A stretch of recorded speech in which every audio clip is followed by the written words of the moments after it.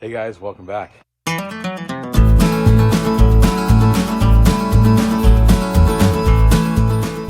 it's just about 7 a.m. and the concrete guys are showing up any minute to start forming up the concrete, and I think they're going to start pouring by lunchtime. So exciting day for the shop build here. I'm just going to shuffle some vehicles around to make some room for the concrete truck. As exciting as all this is, it's a little bit nerve-wracking too, because with every new step that occurs, it's like more dollars flying out of your bank account, which I never like to see dollars flying out of my bank account. My wife and I always talked about maybe one day having a dream house built for us. Talk about nerve-wracking and exciting at the same time. Can't even imagine.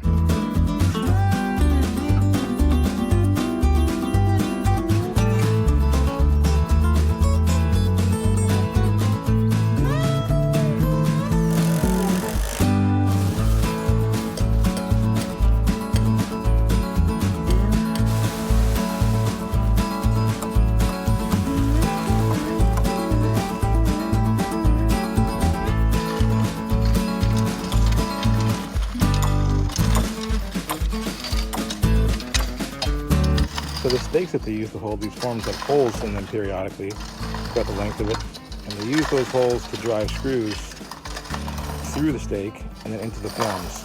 This way they can raise and lower the forms exactly how high they need them, and then secure it in place with those screws.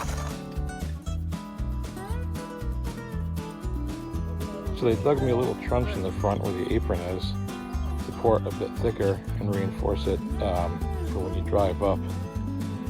It'll be a little bit stronger on that apron. So the guys have it all formed up. They have vapor barrier down, rebars tied up and in place, and they dug that little trench in the front where the driveway apron is going to be to reinforce it, where it takes the weight when you drive in. We're just waiting now for the concrete truck. This is going to be here at 11. It's about 10:20 right now, so everyone's just kind of taking a little bit of a downtime and relaxing for them, waiting for them to show up. A little bit about concrete, guys. I am by no means a concrete expert, but vapor barrier, the purpose of that is, any of you guys have older homes and you walk into your garage and the concrete looks dark or it's just kind of moist, but there's no water on top. That's because there was no vapor barrier in place. It just sucks up the water from the ground and kind of wicks up through the concrete. So that's one of the purposes of the vapor barrier, is to keep water from wicking up from the ground. The rebar is there. Now, this is a 4-inch thick slab. I opted for a 4,000 PSI, that's pounds per square inch. Standard is 3,500. 4,000 is a bit stronger. It's good for shop floors where you're gonna be moving machinery around in vehicles and stuff like that. So rebar adds, it does a couple things. It adds some flexural strength. Concrete doesn't have a tremendous amount of downward structural strength. In other words, from placing loads on top of it, it can crack. Another thing that it does is, should the concrete crack, the rebar will at least hold the concrete in place so that you don't have displaced cracks, meaning one side of the concrete being higher than the other one or moving away from the other one. You'll just have a crack, but your floor will still be level. So it adds a little bit of strength to the concrete, and it also will hold it together in case it does crack. Like I said, cracking is common in concrete. I've never really seen a piece of concrete that doesn't crack. There's things that they can do to minimize those cracks. They'll cut relief joints in concrete. Some people add fiber reinforcement, like chopped fiberglass to it, which prevents a lot of those little surface cracks. Concrete by nature shrinks when it cures, so it's common to get some type of cracking in it. Basically, we're just trying to minimize what you get in terms of cracks. A concern that I have is that the building company is supposed to be here in 8 days from the pour. Now, I know kind of the minimum that people want to build on concrete is 7 days for cure, and you're not at full strength at that point. I'll probably be at about 3,000 PSI in 8 days, and that's also dependent upon the weather. Right now, spring's kind of playing a little bit of a joke on us. We were 70s and 80s a month ago, and now we're back in the 50s and low 60s here. So it cures a little bit quicker when it's warmer out, and it's kind of damp and raw and cold the past couple of days. Tomorrow it's going to rain, so it looks like it's going to start warming up, so that might help curing time, but you're supposed to have a minimum of 7 days before you start building on anything. Some people will argue that point. I know people that build houses, they'll pour concrete and the next day they'll start framing. it's a little soon for me, but what do I know? I think a good rule of thumb is 7 days. So we're kind of right at that cusp. It's going to be 8 days before the building shows up. Now, one saving grace is that this is a metal building. There's not a lot of weight.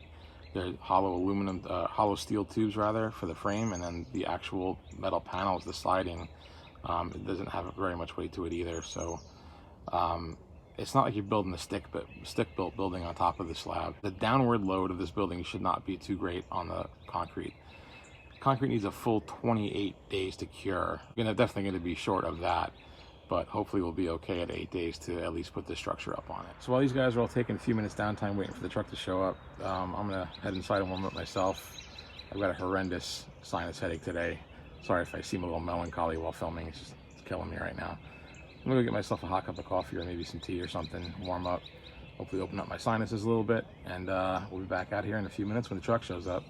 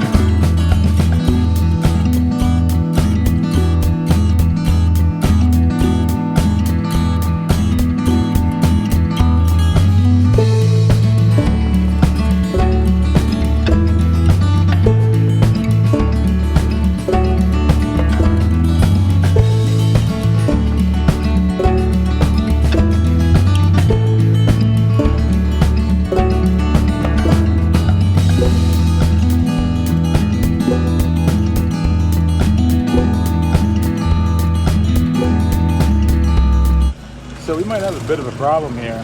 The concrete guy told me that the person at the plant that they ordered the concrete from, the dispatcher is new, only been there for a month. The first load of concrete went out, and now they're waiting for the second load of concrete, and it's been quite some time. So they had to break down all the stuff on the unsmooth side so that they can get the new load to bond to it. It's been, I'd say, an hour and a half. Getting close to 2 hours between pours. I don't know if that's okay or not. He's assuring me it will be, but I don't know. I guess I kind of want to document this on video in case we have problems with that slab cracking or it's not adhering well. I don't know. Maybe I'm way off base in this. Maybe it's not a big deal. I'm not sure, but I'm not too happy about it. Any of you guys have any experience with concrete? Leave in the comments below. Am I overreacting? Do I have a reason to be concerned about this? How long can we go in between pours and still get a good bond? I don't know. So the second load is just now showing up. It's been exactly 2 hours, right on the head from when the last guy left to when this guy showed up. A little frustrating. So they just took the saw and put a release cut in it, and they're breaking up the edge of it so that it's not a cold joint. I'm not sure if that's what you call it or not, but it'll be like two separate pours.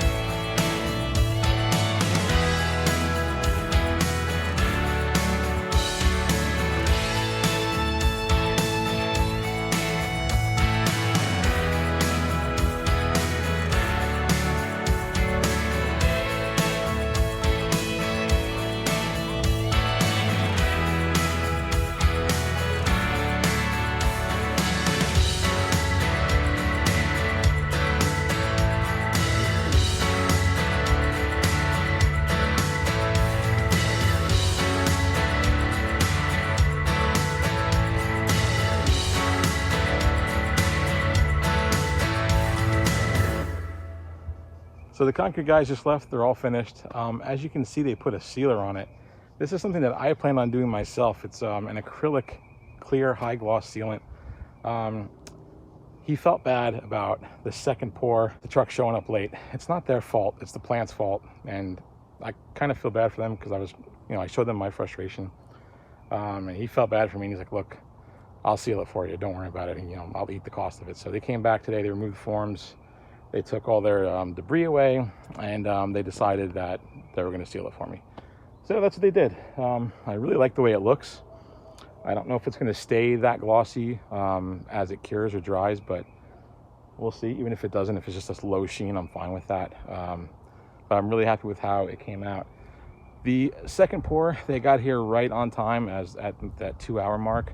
I was starting to get really nervous. And it looks fine, and it's nice and strong. There's one little ugly part where they seamed it. It's just cosmetic. It's a shop. I'm not going to get that crazy about it, but it's all done. I'm happy with it, and I think we're pretty much going to be on to the next phase, which is the building going up. I was going to put a French drain on this high side, but it rained really good the day after they put it, and there was no water at all on the high side of it. Just everything drained really good, so I don't think I'm gonna have to do that.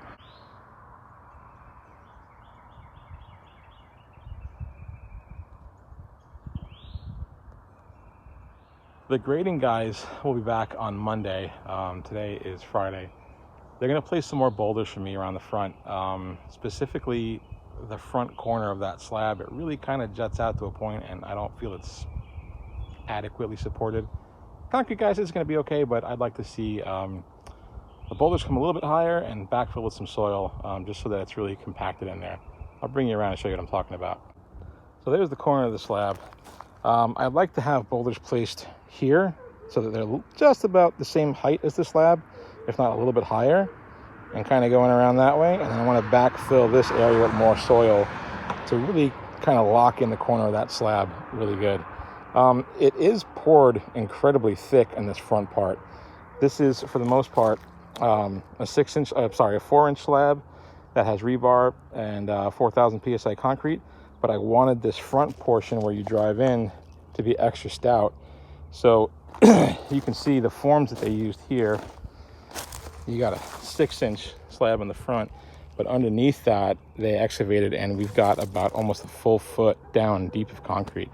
Just because I feel like this is going to take the most pressure when you drive in with a vehicle right there, with rolling over with your tires or whatever the case may be. I want it to be extra stout right here, so it might not be a problem, but if I get you down a little bit lower, there's a better view. So I think if I just get another row of boulders up this high, right, and then kind of come around and pack them in here so that I have this landing strip that doesn't slope, and then just backfill all this with soil and gravel. Well, gravel on top, I'll dress it once the building is done. I'd feel a lot better about having any erosion issues, or just having that slab nicely compacted and protected. And then the flat part of this, I'm going to put like erosion mat for now, and probably do some plants to help with erosion control, and I think we'll be good. But yeah, definitely going to need, I think, one more row of boulders going right about to there, something like that, and then backfilling it. Well guys, that's going to wrap up the slab build. I'd like to thank you for hanging in there with me and watching along. Pretty exciting for me anyway, and I'll take you along on the next phase of this project, which starts Thursday, and that's the actual building going on. So I'll catch you guys back here soon. Thanks for watching.